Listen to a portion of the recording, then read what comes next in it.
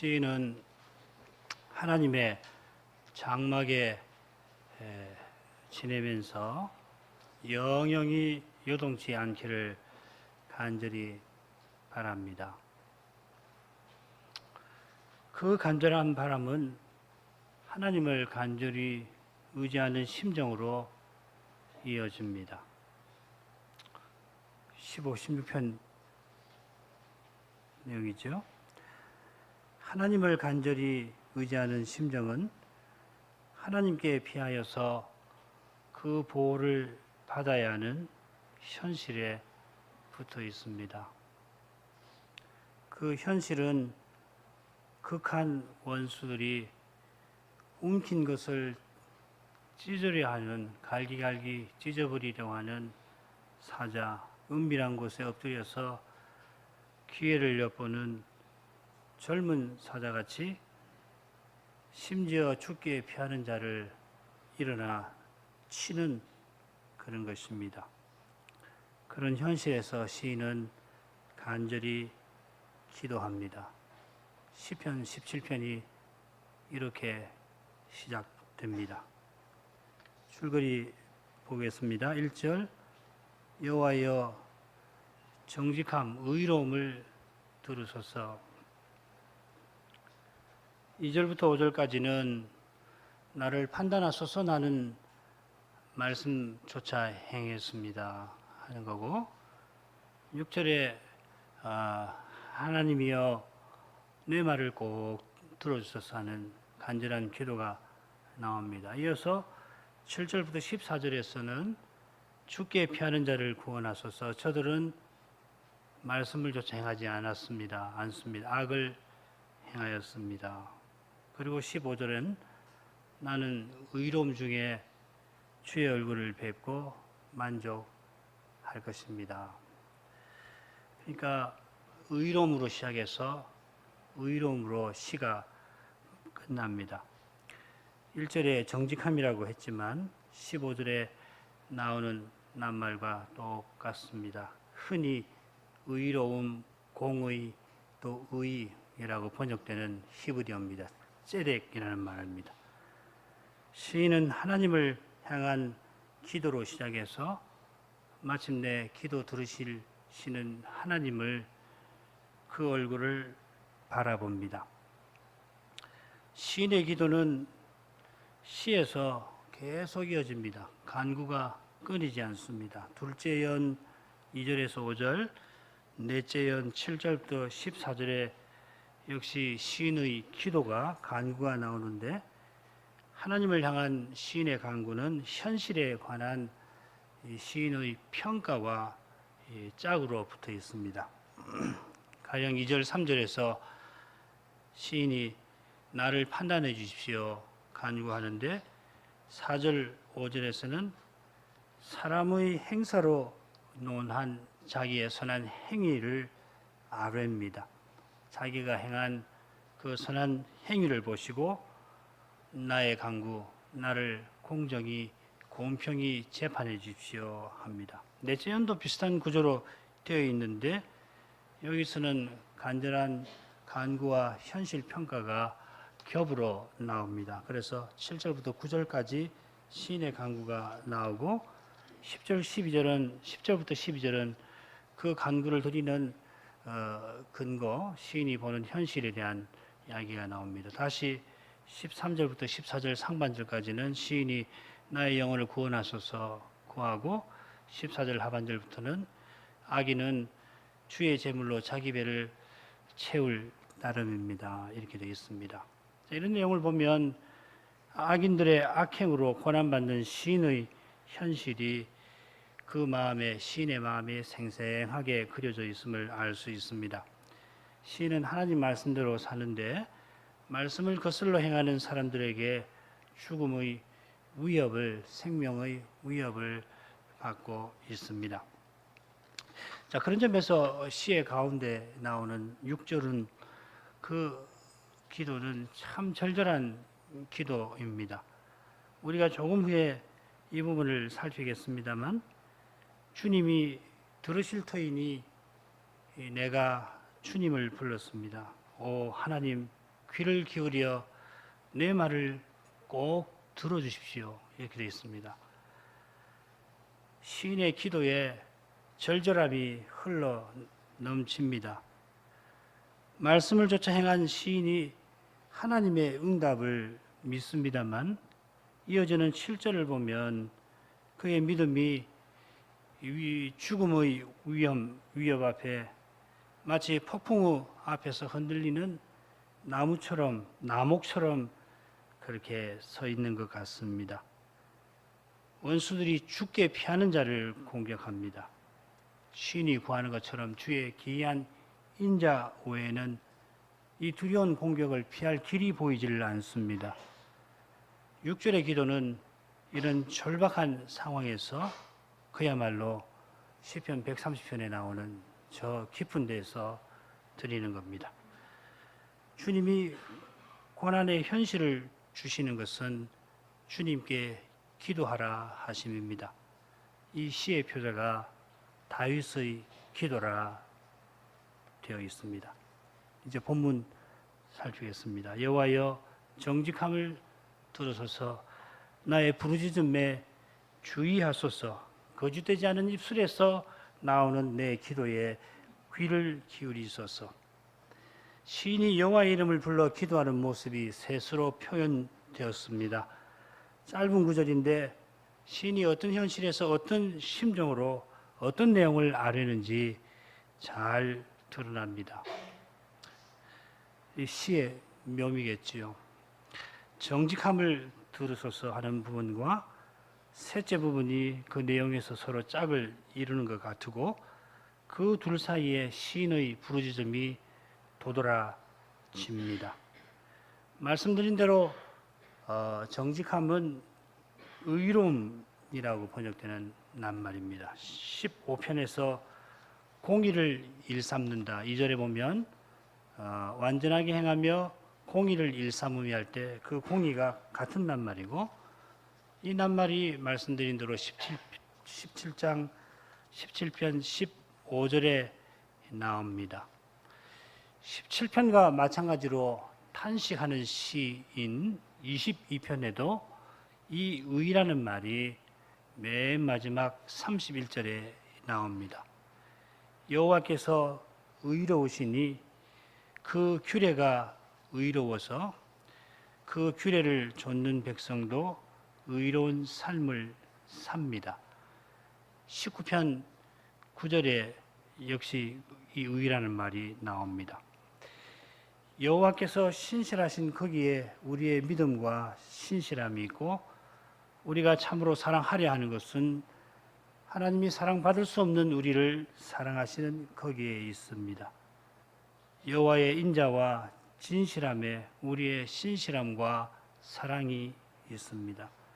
지금 시인이 말하는 의로움은 이런 것입니다. 하나님 언약을 믿고 지키는 것입니다. 사랑이라는 개념을 빼뜨리면 안 됩니다. 시간이 많이 없어서 우리에게는 이 의로움을 말하면 자꾸 법적인 것만 생각하는 경향이 있는데 언약에서 의로움은 항상 이 사랑과 붙어 있습니다. 마찬가지로 거짓되지 않는 입술에서 나오는 시인의 기도는 주의 입술의 말씀을 조차 스스로 삼가는 4절에 언급된 삶에서 나옵니다. 주의 입술의 말씀만 참되고 진실합니다. 사람은 모두 거짓말쟁이입니다. 이는 사람이 죄인이라는 고백이기도 합니다만 본래가 사람은 스스로 악분입니다. 이게 기독교 창조론에 있어서 매우 중요한 겁니다. 우리가 존재와 생명과 호흡과 온갖 선한 것을 매 순간 하나님에게서 받는 것처럼 진실되고 참되게 사는 힘과 지혜도 다르지 않습니다. 모든 좋은 것이 하나님의 선물이고 하나님의 선물 중에 선물이 하나님의 은혜입니다. 거짓되지 않은 입술은 은혜의 선물입니다.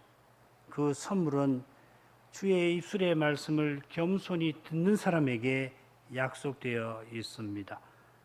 하나님 말씀을 듣지 아니하고 그 말씀에 순종하지 아니하는 사람은 거짓된 입술에서 교만이 말하고 10절 은밀한 곳에 엎드린 젊은 사자처럼 악한 꾀를 의지합니다. 12절 거짓이 판치는 현실에서 시인은 거짓되지 않은 입술로 기도합니다. 똑같이 악한 꾀 쓰지 않고 오히려 바보같이 당할 뿐입니다. 원수의 교만한 말을 듣지만 겸손히 침묵을 지키며 다만 의로우신 하나님 그 판단을 바라봅니다. 시인의 현실이 얼마나 괴로운지 나의 부르짖음이라는 표현에서 잘 드러납니다. 시인은 주의 입술의 말씀을 조차 신실하게 행하며 형제들에게 이웃에게 사랑을 드러내며 살아갑니다만 그런 시인을 극한 원수들이 압제하고 애워싸고 넘어뜨리려 합니다. 이 전쟁 용어입니다. 군사 용어들입니다. 이들이 시인처럼 의로운 삶을 사는 사람들을 짓밟고 주의 재물로 자기 배를 채우며 만족하며 자기 세상을 구축합니다. 눈앞의 현실은 견디기가 어렵습니다. 악한 현실의 무게가 시인의 영혼을 짓누릅니다. 짓눌린 영혼은 여호와를 향하여 부르짖습니다. 들으소서, 주의하소서, 귀를 기울이소서. 절규가 쏟아져 나옵니다. 시인의 부르짖음에서 십자가를 앞두신 예수님의 부르짖음이 혹시 들리지 않으십니까? 고난의 현실에서 아바 아버지하고 부르짖는 사람은 틀림없이 그 부르짖음을 들을 수 있을 겁니다. 절규하는 자신에게서 그 부르짖음을 듣는 까닭입니다. 성신이 듣게 하시는 겁니다.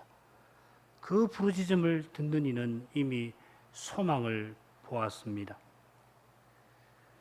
시인은 여호와의 공정한 재판을 구합니다. 제2연은 말씀드린 대로 시인의 간구와 현실 평가로 이루어져 있는데 먼저 시인이 간구하는 2절, 3절을 보겠습니다.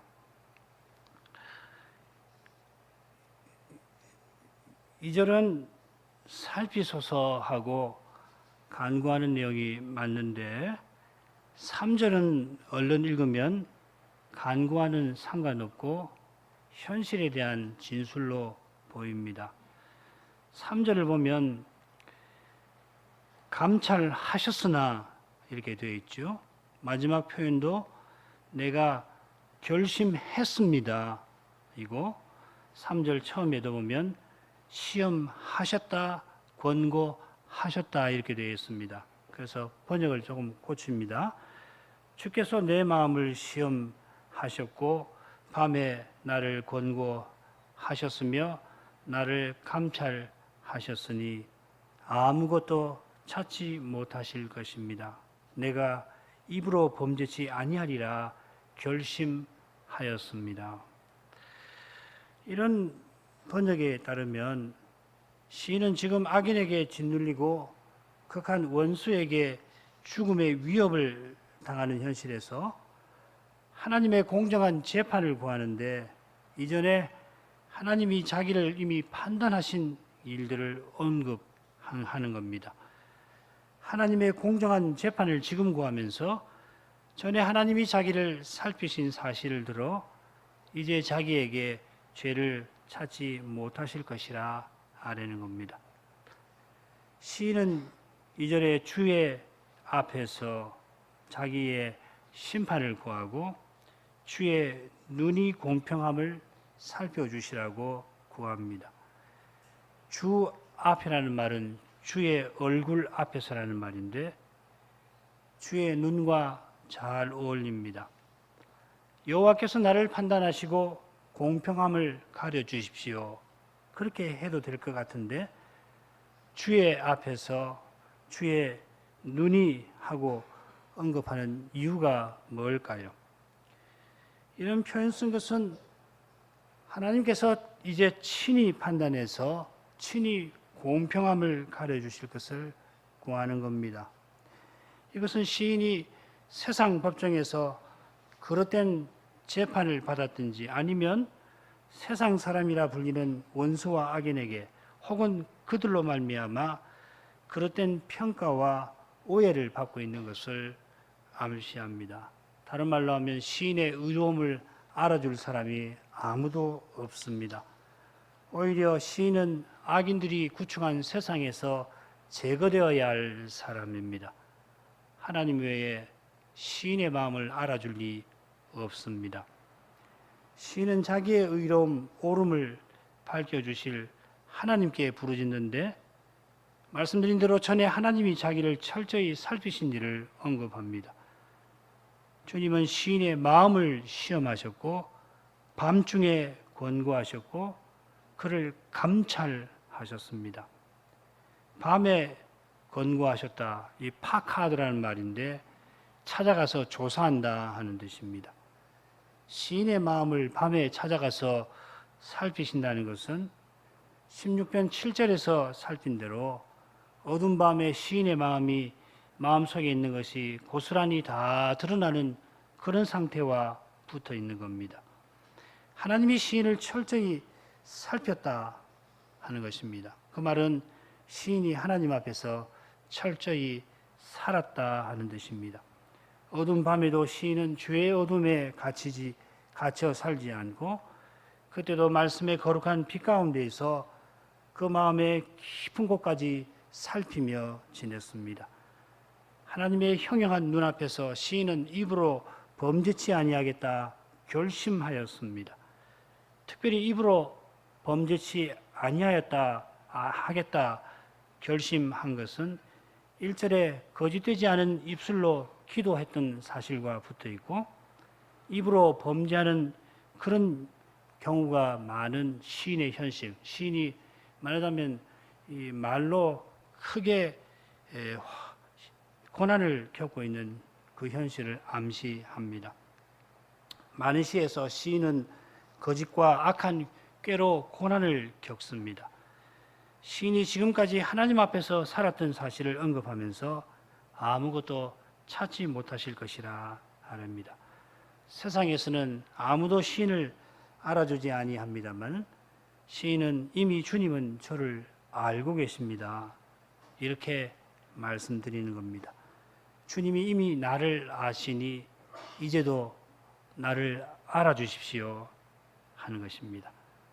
실로 아무나 드릴 수 없는 비범한 기도일 겁니다. 그러나 이 기도는 사실상 주님 이미 나를 사랑하시니 이제도 나를 선대해 주십시오 하는 겁니다. 시인이 자기의 의로움을 말하는 것은 하나님이 먼저 사랑하셔서 자기를 신실하게 대해 주신 그 사실을 고백하는 것입니다. 내가 이렇게 했으니 내가 원하는 것 이제 내놓으십시오. 그런 마음이 시인에게나 주를 믿는 우리에게 어울리지 않습니다. 하나님의 언약에는 이런 생각이 실로 낯선 것입니다. 하지만 이보다 타락한 우리 인생에게 익숙한 게 없습니다. 모든 좋은 것이 하나님의 선물이고 선물 중에 선물이 하나님의 은혜입니다. 그 은혜를 의지하여 연약한 인생이 의로움과 옳음을 하나님 앞에서도 말할 수 있습니다.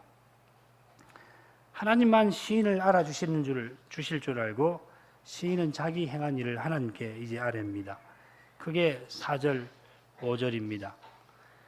시인이 하나님 앞에 자기 행한 일을 아뢰을 때에 사람의 행사로 논하면, 즉 사람의 행사에 관하여는 하고서 운을 뗍니다. 지금 시인은 주의 앞에서 재판을 청하면서 주님의 눈이 살펴주시기를 구하는데 여호와의 거룩하신 눈앞에서 자기가 행한 것이 무엇인가를 겸손히 고백하는 것입니다. 우리가 행한 최선의 행위도 거기 우리의 부패함이 얽혀 있습니다. 우리가 믿음으로 행한 그 일이 하나님의 언약을 허물어뜨릴 수도 있습니다. 사람이 행한 일 그 자체는 하나님의 심판대를 절대로 통과할 수 없습니다. 참 사람 예수님의 십자가만이 그 십자가를, 그 심판대를 통과할 수 있습니다. 그 십자가를 의지해서만 우리가 하나님 앞에 우리 사정을 아뢰 수 있습니다. 우리의 선행은 오직 예수님의 공효에 감사여서 하나님 앞에 연락됩니다. 시인은 주의 입술의 말씀을 좇아 행한 일을 아뢰었습니다. 말씀의 기준에 비추어 우리가 의로움을 말할 수가 있을 겁니다. 그처럼 말씀을 좇아 행하는 것이 의로움이고 옳음입니다. 말씀이 사람의 이성과 경험에 어긋나게 보이는 그때에 아무리 사람의 생각에 옳아 보이더라도 그 사람의 생각을 접고 하나님의 뜻을 쫓아가는 그것이 의로움입니다. 사람의 생각을 접고 하나님의 뜻을 좇는 이것이 믿음입니다. 참된 믿음은 하나님이 그 말씀에서 계시하시는 모든 것이 참되다고 받아들입니다. 그리고 이 믿음만이 하나님 말씀을 깨닫고 받을 수 있습니다. 시인은 이어서 두 가지 길을 언급하면서 자기의 행사를 고합니다. 시인은 강포한 자의 길을 행치 않고 주의 길을 굳게 지켰습니다. 주의 길에 대립해서 강포한 자의 길을 언급하는데 이건 시인을 위협하는 악인의 성격을 암시합니다. 그 성격이 사자의 이미지로 12절에 묘사되어 있습니다. 말씀을 좇지 아니하는 사람은 결국 사람의 힘, 권력을 줬습니다. 폭력으로 위협해서 굴복시키려 합니다. 주의 길은 겸손히 말씀을 좇는 것입니다. 말씀이 가라면 가고 말씀이 멈추라고 하면 멈추는 그 사람이 주의 길을 끝까지 걸을 수 있습니다. 말씀이 가라고 하는 그 길이 죽음의 벼랑으로 절벽으로 이어진 것 같아도 그리로 가는 사람이 영원으로 이어지는 주의 길을 끝까지 걸어갈 것입니다. 이러한 태도에서 스스로 삼간다, 굳게 지킨다, 실족지 아니하였다는 시인의 고백이 나오는 것입니다. 시인은 하나님 앞에 나아가 그 형형한 눈빛 앞에서 자기 행한 일을 고하는데 그 기도하는 심정이 더욱 간절해집니다. 6절입니다. 하나님이여 내게 응답하시겠는고로 내가 불렀사오니 귀를 기울여 내 말을 들으소서. 시인의 간절함은 6절 처음에 우리말하고는 좀 다른데 원문 처음에 나오는 표현에서부터 느껴집니다. 그걸 우리말로 옮기면 6절은 제가 하면서 시인이 자기의 심정을 표시합니다. 제가 하나님을 불렀습니다. 시인은 내게 응답하실 것이므로 주님을 불렀다고 고백합니다마는 하나님의 응답을 확신하는 것보다 하나님의 응답을 확신할 수 있기를 바라고 있습니다. 1절에서 나의 부르짖음에 관심을 보여주십시오 했고 이어 2절에서 주의 앞에서 나를 판단해 주십시오 하면서 자기가 사람의 행사로 논하면 주님의 길을 행하였습니다. 그러니 나의 공정함을 옳음을 헤아려 주십시오 했지만은 확신에 차서 주님이 응답해 주실 것을 고백하며 찬송하지를 못하고 귀를 기울여 내 말을 들어주소서 합니다. 7절에 밝힌 대로 지금 시인에게 기이한 인자가 절실합니다. 응답하실 줄 믿고 주의 이름을 부릅니다마는 응답을 확신하기는커녕 들어주심을 구하지 않을 수 없습니다. 우리가 믿음으로 드리는 기도가 얼마든지 이룰 수 있습니다. 우리의 믿음이 무엇인지를 알면 이런 기도가 얼마든지 가능하다 고백하게 될 것입니다. 우리의 믿음은 그 자체로 아무것도 아닙니다. 우리의 믿음은 우리가 믿는 주님이 연약한 우리를 붙드시는 것입니다. 내가 주님을 믿습니다만 내 믿음은 주님이 붙드십니다. 주님이 여전히 붙드십니다마는 주님을 붙드는 내 손이 연약해질 때 우리 믿음은 무너지는 것 같습니다. 그처럼 주님이 내 기도를 응답하실 줄 믿습니다만 그와 동시에 주님이 들어주시라고 구하지 않을 수 없습니다. 이럴 때 연약한 자신에게 실망합니다만 그러나 소망이 여전히 비칩니다.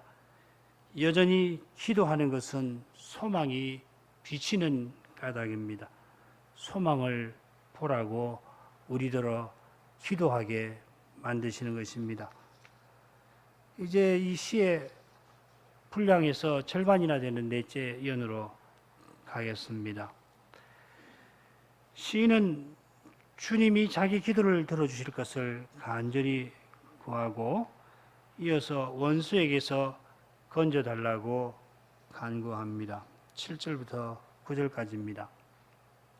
시인이 간구하는 내용이 동사들을 보면 짐작할 수 있는데 이 부분에서 동사는 나타내소서, 지키소서, 감추소서 이 셋입니다. 9절에 벗어나게 하소서, 이건 번역하는 분들이 뜻을 새겨서 집어넣은 것입니다.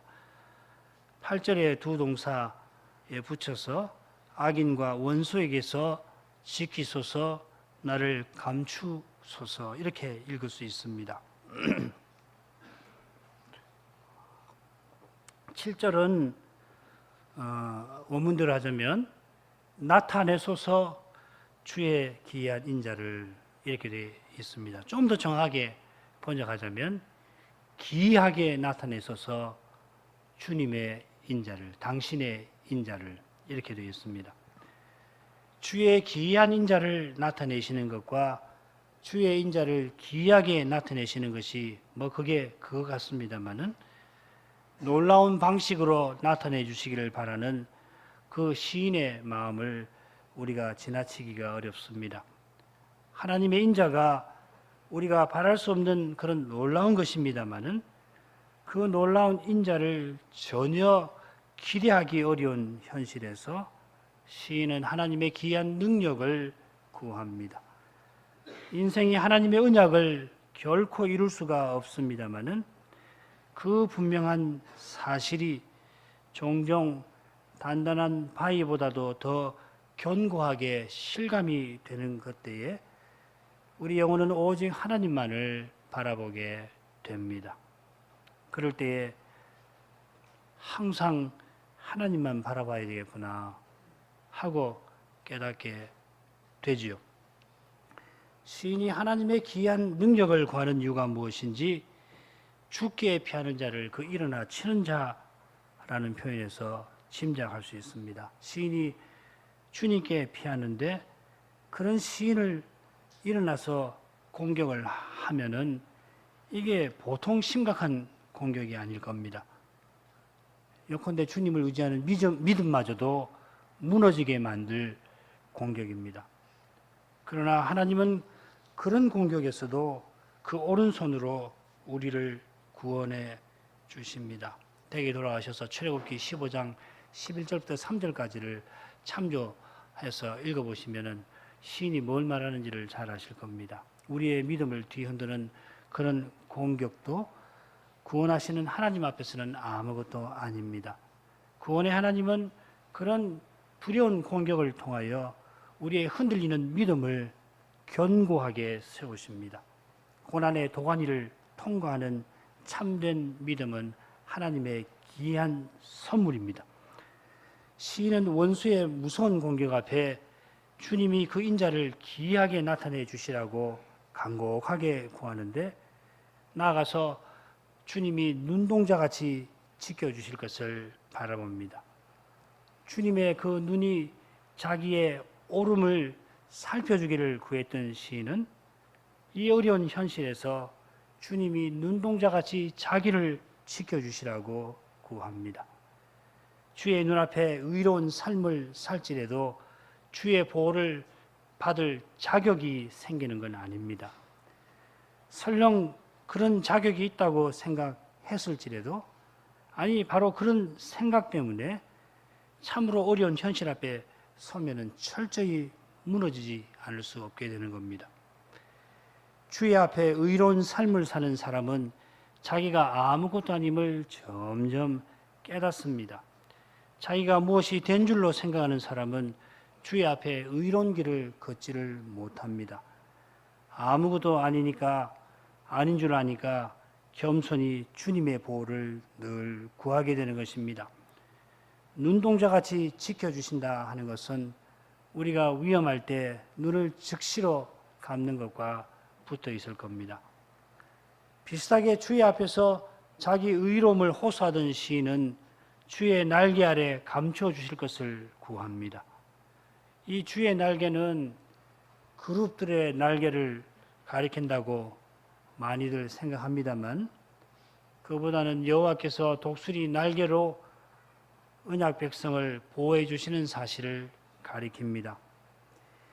아마도 이스라엘이 광야길을 행할 때에 구름기둥, 불기둥이 솟아올라서 마치 독수리가 날개를 쫙 펴서 펴듯이 이스라엘에 행진하는 혹은 진을 치고 있는 이스라엘을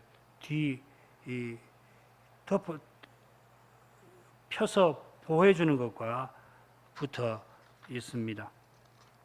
그 영광구름 속을 들여다보았던 에스겔이 그 안에 날개 있는 그룹들을 보았습니다만 그룹들은 두 날개로 보좌에 앉으신 여호와의 전차가 되어서 번개처럼 움직였습니다. 그 보좌에 앉으신 만왕의 왕께서 친히 자기 백성을 돌보십니다. 시인이 눈동자같이 보호하심과 날개 아래 감추심을 구한 것은 나를 압제하는 악인과 나를 애워싼 극한 원수 때문입니다. 여기 극한 원수라고 번역됐는데 목숨을 노리는 원수 혹은 탐욕스러운 원수라 번역할 수 있습니다. 그런데 원수가 탐욕스럽게 얻고자 하는 것은 결국 시인의 목숨이니까 어떻게 번역하더라도 실질적으로는 비슷합니다.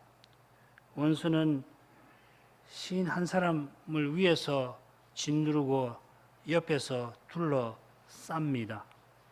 주님의 기이한 능력 외에는 피할 길이 없습니다. 진정한 의미의 고난은 사람이 스스로 벗어날 수 없는 그런 것입니다. 시인의 간절한 간구는 시인 앞에 펼쳐진 냉혹하고 끔찍한 현실과 붙어 있습니다. 10절부터 12절이 그 내용입니다. 시인을 압제하고 애워싸서 죽이려 하는 악인들은 자기 기름에 잠겼습니다. 몇 가지 해석이 있는데 가장 자연스러운 것은 거역하는 태도를 가리키는 이미지 같습니다. 신명기 32장 15절을 읽어보십시오. 거역하는 자들은 그 입으로 교만히 말합니다. 하나님을 모시지 않으니 과람한 말을 쏟아냅니다. 이 부분이 시편의 악인에 관한 묘사와 매우 비슷하죠. 4절부터 11절의 내용하고 이 부분하고 많이 겹칩니다. 거기도 보면 악인이 은밀한 곳에 엎드린 사자의 모습으로 그려져 있는데 그들이 하나님은 없다. 나는 요동치 아니하리라. 하나님이 영원히 보지 아니하시리라. 이런 교만한 말을 내놓습니다. 이 교만한 악인은 그 혀 밑에 잔해와 죄악이 있다 하였습니다. 마찬가지로 10절에서 17편 10절에서 시인은 악인의 말에 위협당하고 위험을 겪습니다. 험한 말로 당하는 위협이나 말 참 무섭지요. 어떤 건 정말 위협하는 말이거든. 위협을 느끼게 하는 그런 말이 있죠. 뿐만 아니고 실제로 거짓말로 위험을 당하기도 합니다. 때로는 이것이 치명적이기도 합니다. 그런데 원수들의 공격은 더 심해집니다. 우리의 걸어가는 것을 애워싼다 했는데 이건 이미지가 뭐냐면 조직된 군대와 같이 시인이 어디로 가든지 뒤따라가서 포위하는 모습입니다. 포위하고는 주목한다고 했는데 이 주목한다는 말은 공격할 기회를 엿본다 하는 말입니다. 원수는 강한 미움에서 시인의 약점을 찾아가지고 넘어뜨리려 합니다. 땅에 넘어뜨린다고 했는데 좀 더 실감 있게 번역하면 땅에 메어 친다 하는 말입니다. 어떤 주석가를 보니까 이건 아예 지옥에 멸해버리려고 하는 그런 행위다. 뭐 그런 이야기도 합니다만은 다시는 일어나지 못하게 완전히 멸해버리려고 하는 것입니다. 적대감에 불타올라서 시인을 지금 죽이려 하는 모습입니다. 12절에는 약한 사냥감을 물고는 갈기갈기 찢어버리려고 하는 사자의 모습, 혹은 은밀한 곳에 숨어가지고서 공격할 기회를 노리는 젊은 사자가 나옵니다. 11절에서 시인이 겪는 끔찍하고 냉혹한 현실과 비슷합니다. 악인이 숨어서 공격할 기회를 찾으니까 시인은 속수무책입니다. 속수무책인 상태에서 공격을 받게 되면 참혹한 꼴을 면할 수 없습니다. 이런 현실에서 시인이 벗어날 길은 하나님의 각별한 보호와 기이한 구원밖에 없습니다. 말씀드린 대로 13절, 14절에 시인의 두 번째 간구와 현실 평가가 나옵니다. 함께 살피겠습니다. 11절에 원수들이 조직된 군대처럼 시인을 추격하고 포위하고 기회를 엿보아서 마침내는 잔혹하게 보복하는 장면이 그려져 있는데 13절에서 시인은 여호와여 일어나소서 하고서 만왕의 왕께서 거룩한 전쟁을 이제 수행하셔서 자기를 구원해 달라고 구합니다. 이어서 대항한다, 넘어뜨린다, 주의 칼, 이 모두 전쟁 용어입니다. 원수들이 조직된 군대처럼 시인을 냉혹하고 끔찍하게 공격했습니다마는 그 공격은 그저 시인을 대항한 게 아니라 시인의 하나님을 대항한 것입니다. 그런 까닭에 참된 믿음으로 고난 받는 그 길은 하나님의 승리로 이어집니다.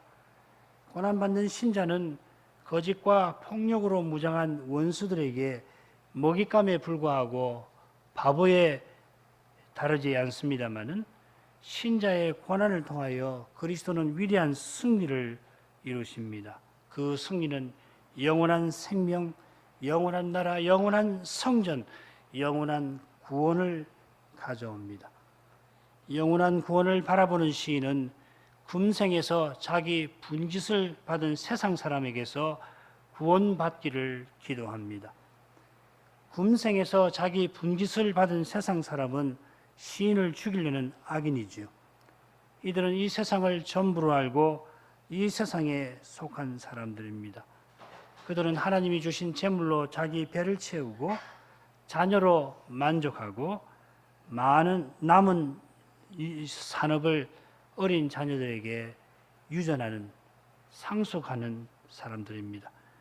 하나님이 주신 것으로 자기 배를 채우는 것은 이 세상 쾌락을 추구하는 것입니다.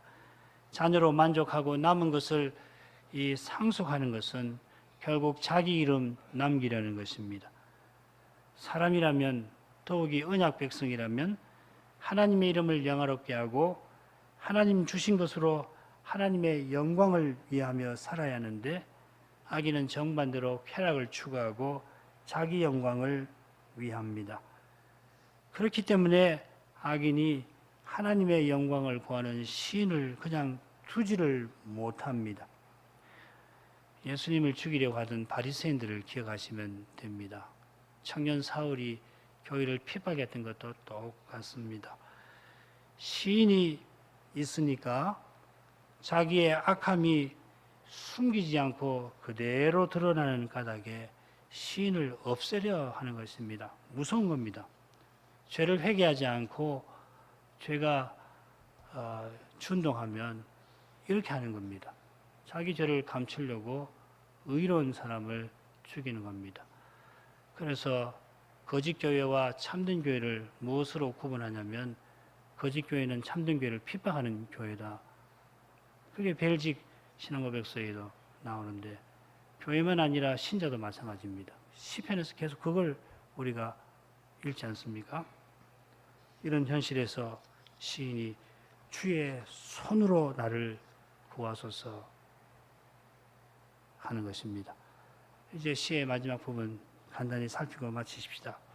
15절은 저로서는 혹은 아까 말씀드린 제가 하고 시작됩니다. 세상 사람들이 원하는 대로 얻고 원하는 대로 행하면서 게다가 시인을 죽이려 하는 현실에서 시인은 간절히 하나님의 구원을 구하며 자기의 신앙을 고백합니다. 시인은 의로운 중에 주의 얼굴을 볼 것을 바라봅니다.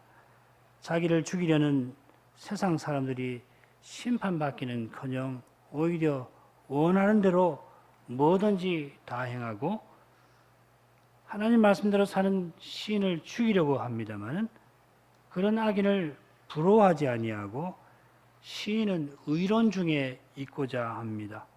이게 얼마나 놀라운 일인지 고난을 겪어본 사람은 다 아실 겁니다. 하나님 말씀대로 행하는데 굳은 일을 겪으면 얼마나 힘드십니까? 굳은 일을 겪는 것으로도 모자라서 사람들에게 심지어 가까운 이에게 손가락질 당하게 되면 훨씬 견디기가 어려운데 시인처럼 생명의 위험마저 받게 되면 그러면 믿음이 뒤흔들립니다. 시편 73편이 그런 시 아닙니까? 그런 현실에서 시인은 의론 중에 있으면서 하나님의 얼굴을 뵙기를 바라고 틀림없이 그렇게 될 것이라 고백합니다. 하나님의 자비로우신 얼굴이 시인의 전부입니다. 하나님의 사랑이 시인이 바라는 전부입니다. 모든 것입니다. 그처럼 깰 때에 시인은 주의 형상으로 만족하게 될 것을 확신합니다. 깰 때라는 말하고 의론 중이라는 말이 서로 짝을 이루는데 말도 그래요. 똑같은 전치사가 사용되어 있는데 그 점에 유념해서 해석하는 것이 좋을 겁니다. 칼빈 선생은 이 깰 때라는 말을 어떻게 해석하냐면 시인이 원수의 공격에 오랫동안 심신이 지친 나머지 깊은 잠에 떨어졌다가 깨어난 때라고 해석을 합니다. 원수의 공격에 죽음의 고통을 겪고 있는데 잠시 자고 깨어서 그 고통을 견뎌낼 만한 그때에 자기를 붙들어 주신 주님 안에서 참된 만족을 누리게 될 것이라 한다는 겁니다. 무슨 말이냐면 깰 때라는 말을 부활할 때라고 해석하는 경우가 많은데 그렇게 봐도 상관은 없을 거라고 봐요. 궁극적으로는 부활할 때를 가리키겠지만 이 시의 문맥에서 보자면은 칼빈 선생같이 해석하는 것이 더 자연스러워 보입니다. 그러나 부활할 때라고 이야기해도 틀렸다 말하기는 어려울 겁니다. 왜냐하면 결국은 우리의 삶은 부활로 이어지는 거고 우리가 당장 겪는 고난은 부활하고 뗄래야 뗄 수 없이 붙어 있잖아요. 고린도후서 오늘 5장에서 4장과 5장에서 배우는 것처럼 이 소망을 고백하는 순간에도 시인은 악한 이들의 공격을 받고서 거기서 구원받아야 할 처지입니다마는 여호와께서 틀림없이 자기를 붙들어 의론 중에 있게 하시고 죽음의 고통에서 벗어나게 하실 것이라 확신하는 것인데 시인의 확신이 어디에서 왔습니까?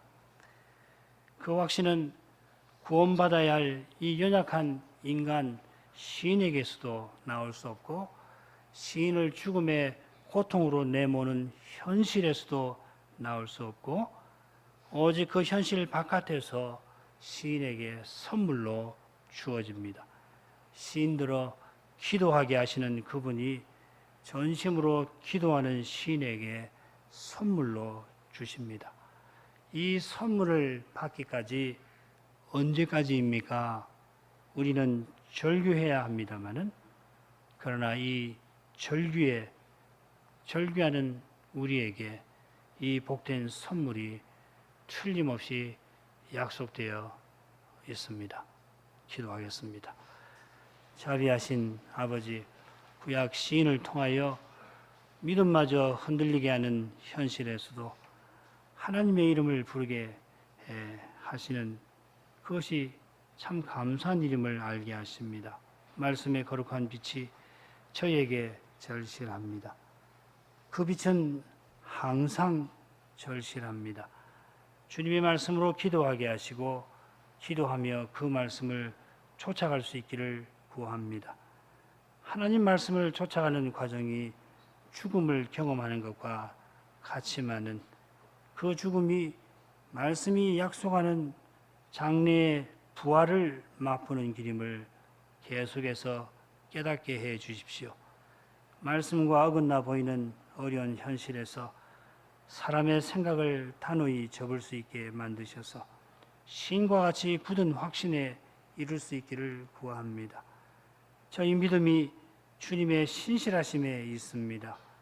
주님의 인자하심을 기이하게 나타내 주셔서 저희 믿음은 그로 말미암아 절대로 무너지지 아니할 것입니다.